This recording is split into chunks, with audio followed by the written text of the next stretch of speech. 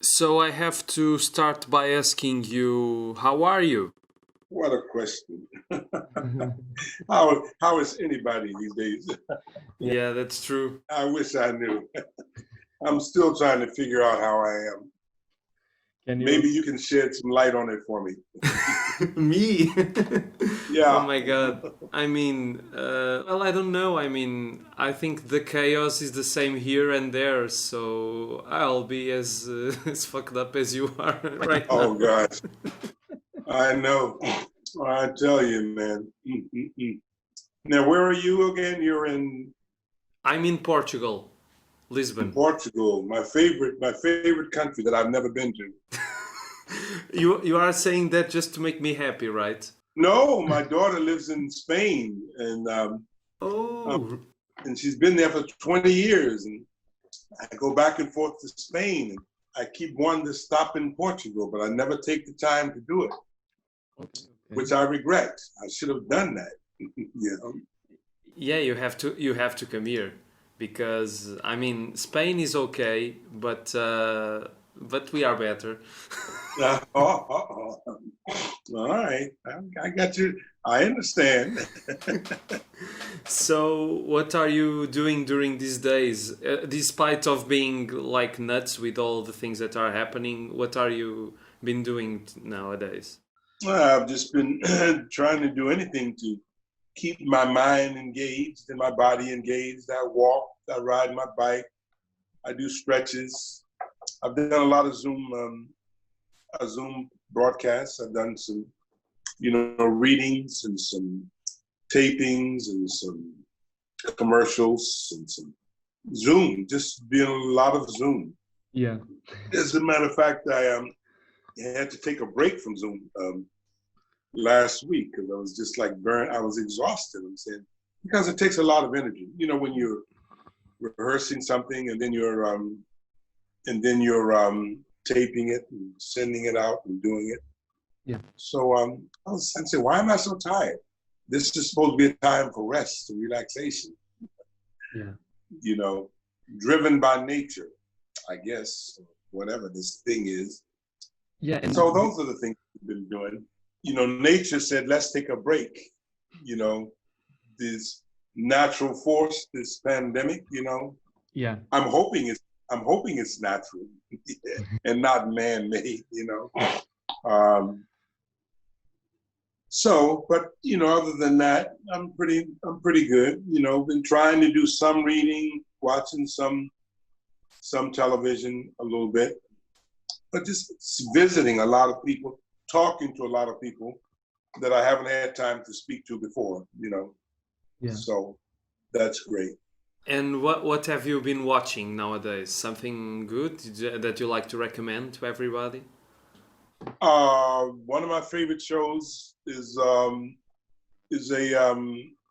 Italian TV series called My Brilliant Friend. Have you heard of that? Oh yes, yes. It is based on a best-selling novel From from Elena Elena Yeah, Ferrante. Ferrante. Yeah, yes, yes, yes. It's quite popular here. the book is. I mean, the series is incredible. The actresses, the actors, the way it's shot, everything. So that gave me. I watched 2 seasons of that. It's only been 2 seasons. Yeah. That was amazing. Um, I watched that, and some films. I rewatched Mad Men, the series, the American series called Mad Men. That was just mindless. Not really, truly all mindless. There's some good stuff in there too. Yeah. And those are the two that have really given me a lot of entertainment.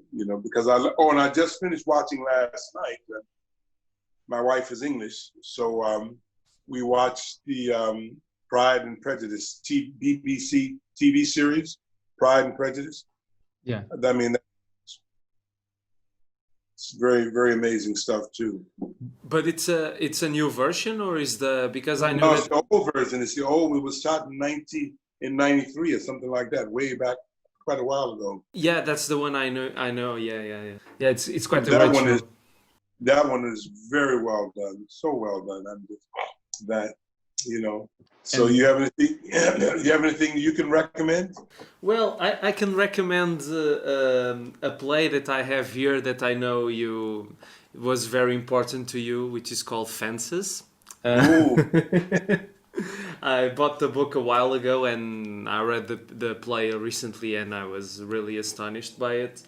yeah. And it's really nice because it feels like a play that was written yesterday, but it's so good and I would like to have seen you in the stage doing it. That's one of my most fond memories of on stage. You know, being in that production for a year on Broadway. The amazing James Earl Jones and Mary Alice and a few other people, luminaries. And yeah, I mean, that's at the end of that play was so important to me that when I finished doing the production, when I finally did my last performance, I said, my life is over. I'll never be able to reach this kind of feeling again in theater, and I was wrong because there have been some other there are great writers and great plays, they're always there, but that's the way, you know, how sometimes things, you hate to see them end. yeah, And that taught me a lesson that even when you're involved in something amazing and it ends, there's always another great piece waiting around the corner if you apply yourself to the task. I mean, if you really go out and so so therefore, whenever anything I'm involved in long-term ends, I don't get sad anymore because I know that there's always going to be something else because there was something after Fences. Yeah, and Yeah. and because there's that old cliche that it's not true, really is not true, that when an actor comes to a certain age that the roles are not so interesting, but at the same time I mean, during the last 20-30 years, so many great actors that's at your age or even older get so many great roles in movies. And I mean, an actor doesn't end his career when he's young. He has all the things to give during all his life. No, I truly believe that because, you know, the older you get, it's like a fine wine. The better you get, you know, you like, well, it's a really good wine. The better it gets, you know, it's like, because you can apply all of the things you learned from your past into what you're doing at that time, whatever character you're playing or portraying. And they become much richer, much more depth, deeper feelings and easier because you don't have to go out and, you know, manifest feelings. They're already there. I mean, in this old body of mine, there's been so many experiences that will inform me as to how I'm going to play a character, that the choices are endless. So it's great. I mean, like I say, that's the one thing I love about acting. It's like, you know, you can die like in the West with your boots on. You go to the grave doing your last part, whatever. I mean, I've known actors who actually quite literally gone away during the middle of something they were performing, you know, or in a series or something. So it's spectacular. I've been blessed. It's a great career to have. Do you have that kind of poetic, do you want that poetic way of dying for you, or you just want to die in a bed? It's much more comfortable, right? I think it would be nice to go out like that, you know, and do it while I'm doing something I love, you know, rather than just laying around waiting for you know, for whoever's coming to get me to come get me. Like Troy Maxson says, you know, if he wants me, he's going to have to find me. He's going to have to come get me. I'm no fool. I'm not going to him. And I think that an actor ages, a good actor ages like a Portuguese wine, because the Portuguese wine is the best also. And if you don't ever taste a Portuguese wine, you don't know what you're missing. Oh yeah, I've had Portuguese wines now. I've had some good Portuguese wines, and they are very good. It's nice to see you being so patriotic to your country. Take it easy. Take it easy. It's just for these things, okay? I'm not like a fascist or nothing like that. Just for the good stuff. Just for the good stuff. No, I think it's great to have a sense of pride for for your country, where you know, and I used to have that, but these days in America it's kind of rough. I tell you, man, it's kind of rough. Yeah, I mean, America was always a complex country, but nowadays I don't know what else I can think about it. Yeah. It's just shit all over the place. I mean, I know you just gotta figure that, change will, eventually come, So just like I felt that there was such a great pride and it was such a great country for a long time. Now it's sort of like, going through a spiraling, and then it'll either come back again or it won't, and that's to be determined. I hope that everything goes well there, because I mean, you are, I believe that when I talk with some American friends of mine, I have the notion that Americans don't have like the proper idea about the influence they have all around the world. I mean, America has the best thing to export for all the world, which is culture, entertainment. It's the greatest there is from America. And when that so great country with all those cultural industries as such an asshole president with all his asshole, I don't know, it's like it's not good even for us. No, it's not. So it's like I say, I don't even know. There's so many things that are going on, that really this is a very, for me, it's been there have always been things going on in the world, in the country, but things here are just, this is a time that I will remember, if I get through it, and reflect on as being a truly difficult time that I lived through. I mean, like in America, they had the Great Depression. We had we've had the wars, we've had all that stuff. Even though they've never been on this land, but we've had them, and those were sad times. But this time is just too many things, too much stuff. So I'm trying to find any kind of positive thing that I can find to keep, for my children and for my grandchildren and for the next generations. I want to be positive and hopeful and helpful.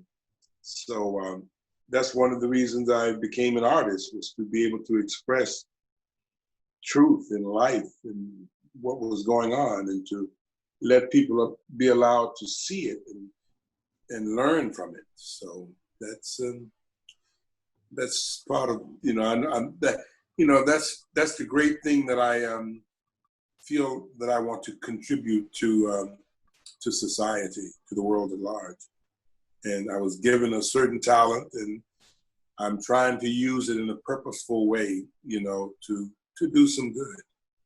That's why I really gravitate from stage to theater to television, from highly visible commercial projects to very low key,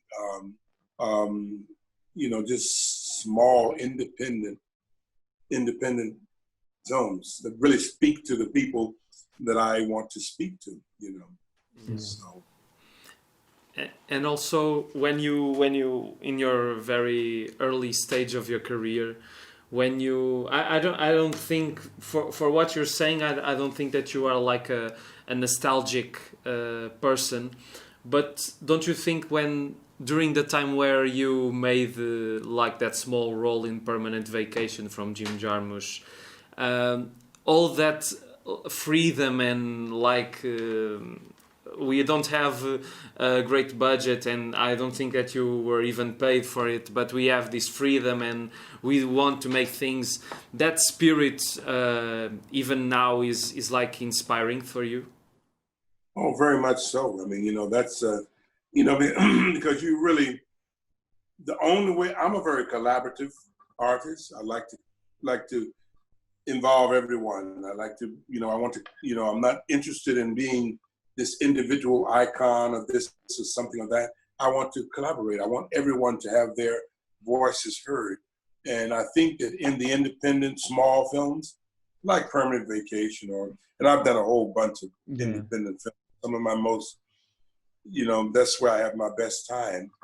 You have your voice can be heard, but as an artist, it's your responsibility to make your voice heard, regardless of what the size of the budget or who's involved in it.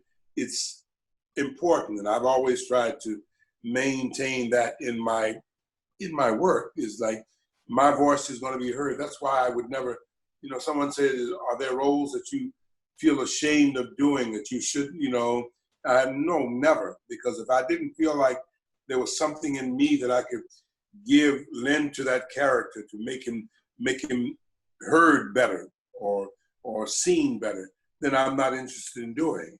And if I'm working on the highest budget project you can mention, and if I'm not feeling that, then I will not be long for that project, because I can't do work that I cannot believe in, and work that I cannot condone. So it's your responsibility as an artist, and I've always taken that responsibility very, very, very seriously. Yeah.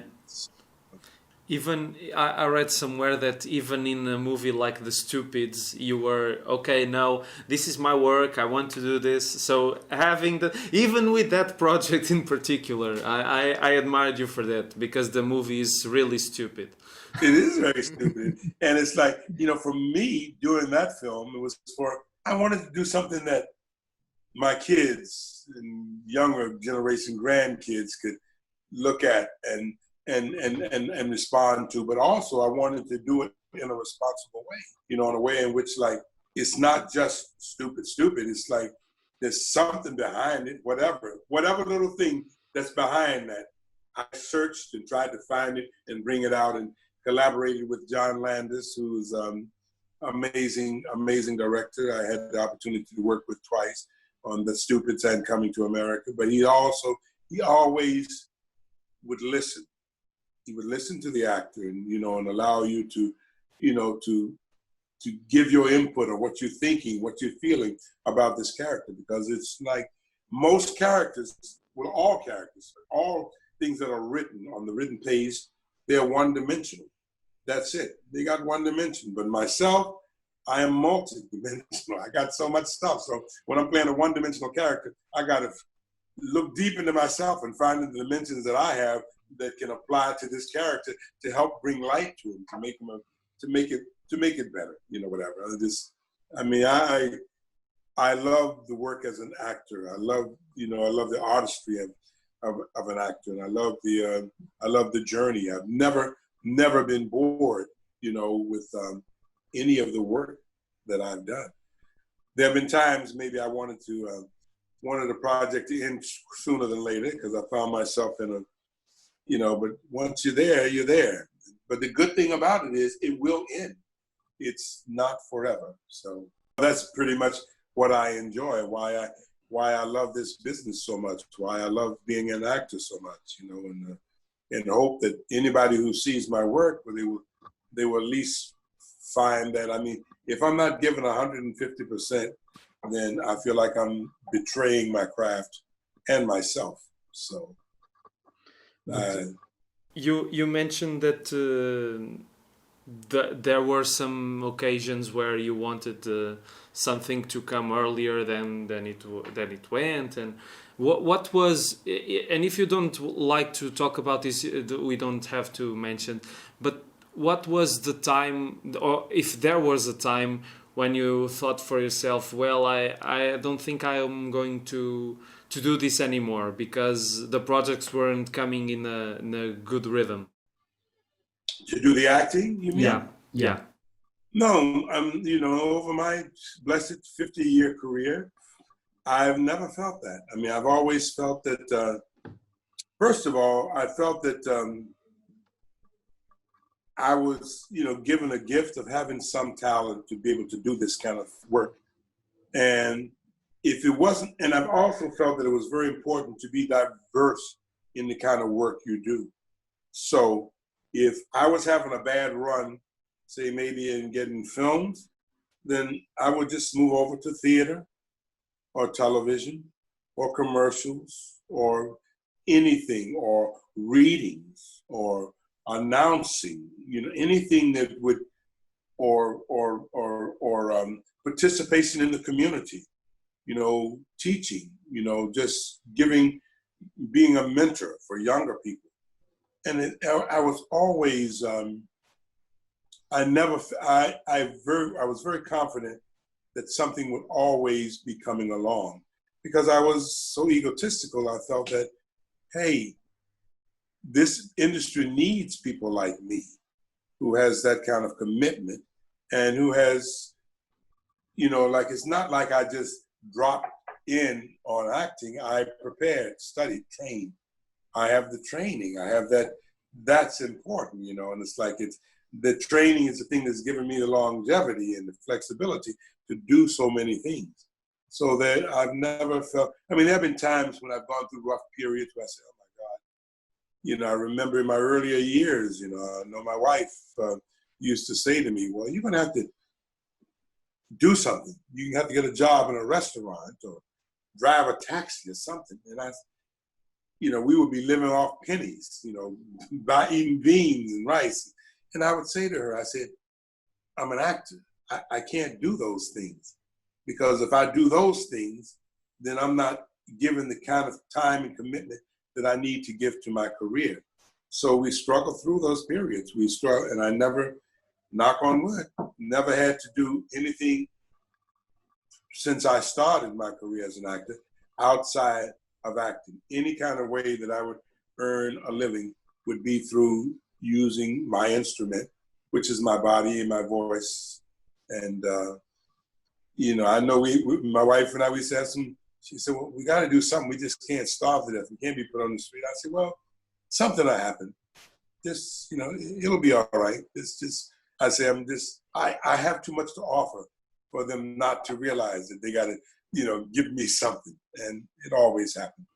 Yeah, it's very good to hear that, because mostly because now here in Portugal many actors and artists are struggling, because we are a really small country with no such a big industry.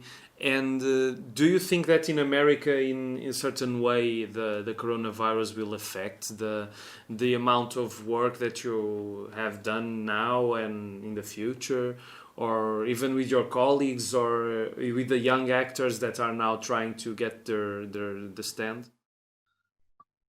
Well, I feel a great sympathy for the young actors, the younger ones, and even old actors can be young actors, because because, well, I have a very established career. I've done and worked, and and am able to even have pension and Social Security benefits. So, but those who any kind of artist, they live hand to mouth, sort of. It's always the next job. They have a big income, and then they'll live off of that for a while till the next thing. And now with this pandemic, it's put so many people out of work, and it's also the versatility that I talked about is not there anymore, because they used to be able to, hey, they could do a musical, they could do a play, they could do an independent film, they could do a television, they could do extra work, they could do this. But if there's nothing out there, and it's not, we're just talking about people in the arts, but it's not just them, it's other small businesses, but but for people in the arts, I'm just like, how are they going to make it? It's very tough. And even here in America, it's very tough, because, Broadway, the whole Broadway community has been shut down.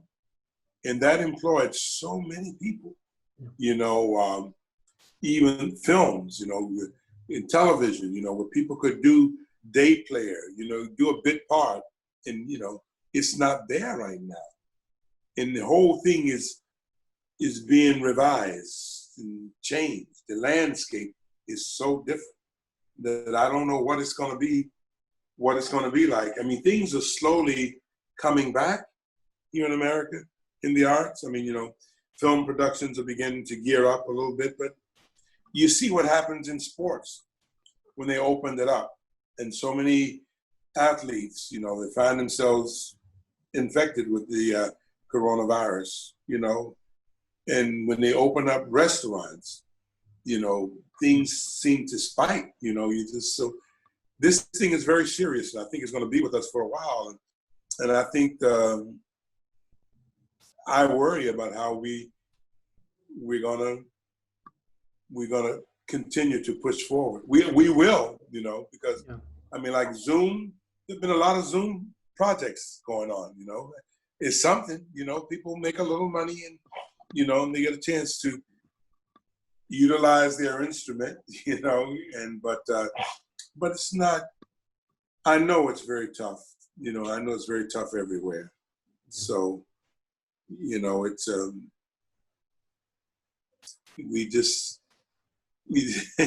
don't know what we do. Every day is a challenge.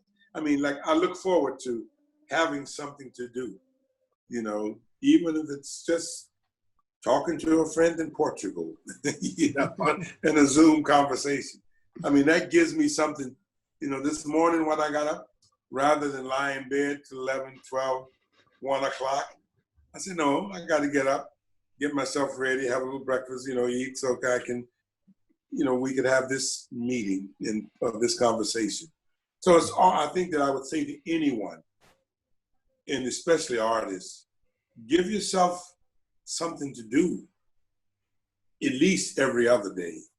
Even if you can't find something to do every day, just set a goal for yourself, you know, whether it's to sit down and write something or read something or just something that you know that you have to do that'll get your energy moving in a forward position until something better comes along.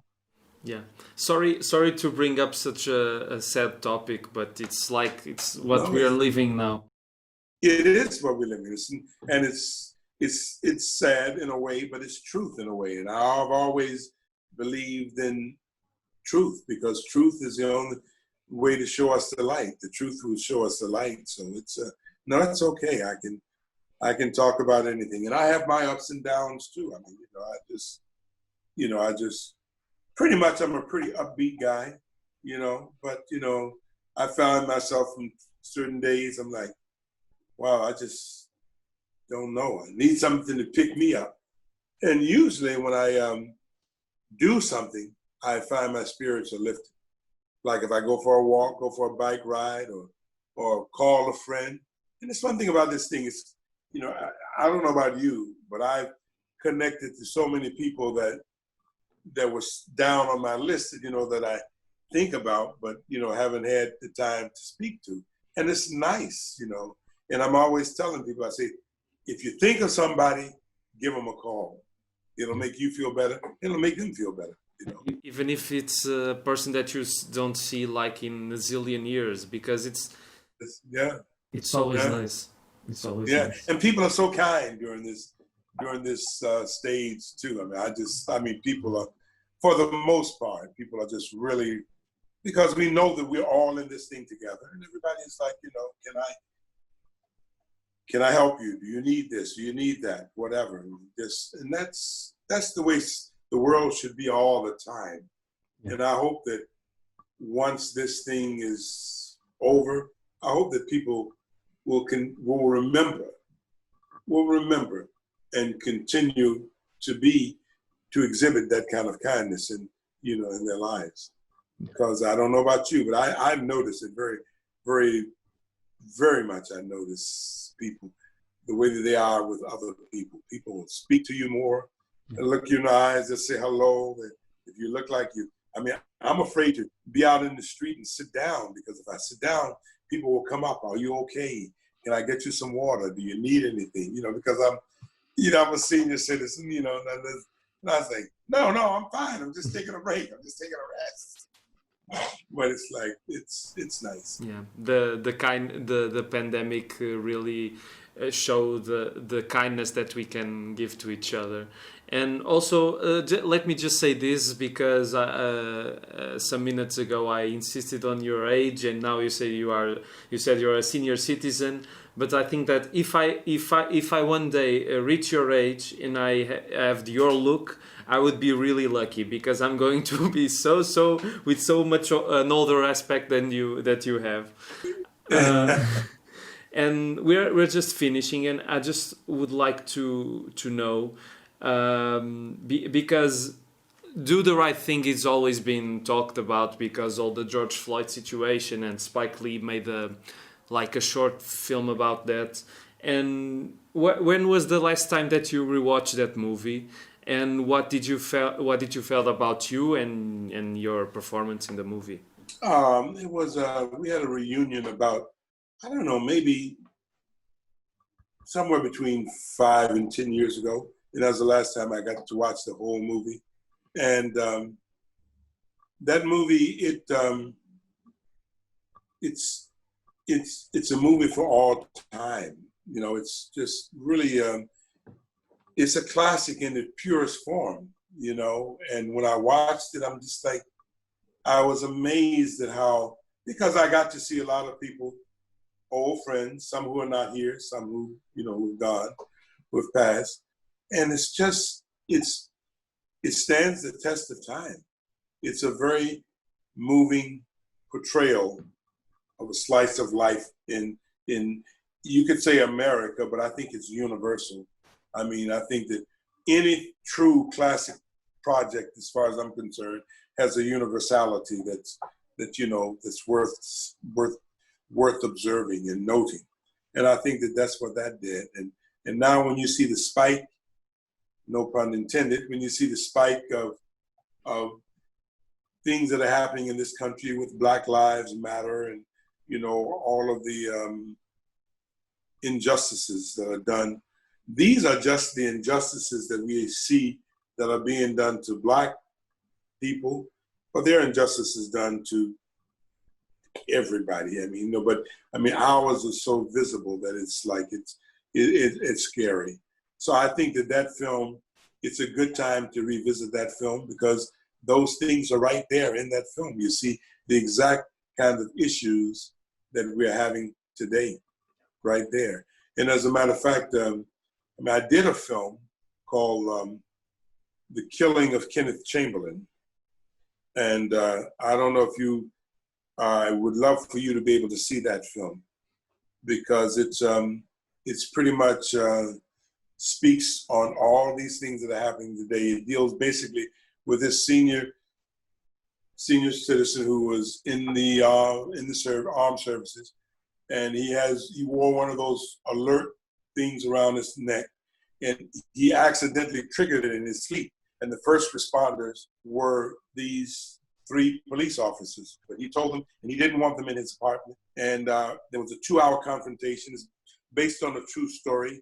If you look up go to that site, Kenneth Chamberlain, they have the tapes of the exact things that happened that we demonstrate in the film. And they ended up, the short and the long of it, they ended up finally bursting into his door after 2-hour standoff. And 5 cops, they smothered him. When Floyd said, "I can't breathe," I lived that in that film, because there were about 10 police officers, and 3 or 4 of them were on my back, pressing me down. I know what that feeling is like. And they ended up shooting him and killing him. And this is one of the situations that you didn't know, or most people don't know about. You don't hear about them, and there have been so many. But I think that anytime we can bring light to it in a way in which you're telling a story, it's showing both sides, because there's 2 sides to every coin. But that is the kind of impactful work I like to do. That film was so exhausting for me that that was an independent film, low budget, you know. Yeah. And I tell you, it's just I get exhausted just thinking about the work that was in it. So as long as I can look forward to doing something like that, I'm a happy man, you know, as long as I have the energy and the strength and the physicality to be able to do it. I'm really curious about that film. I read about it in your IMDb page, and I hope that it comes out soon. I'd be happy to send you the link so that you can see it. Okay. As a matter of fact, I don't. If you would send me your email address. Yeah. Can I send here in the chat? Yeah, I'm going to put here. And I would be very thankful for that. And then I'll tell you what I thought about your performance. Okay. No, I would welcome your response to that, because to me that's I tell you that's you know, like if I can feel that kind of exhaustion after every project I do, then I know that I've done my work.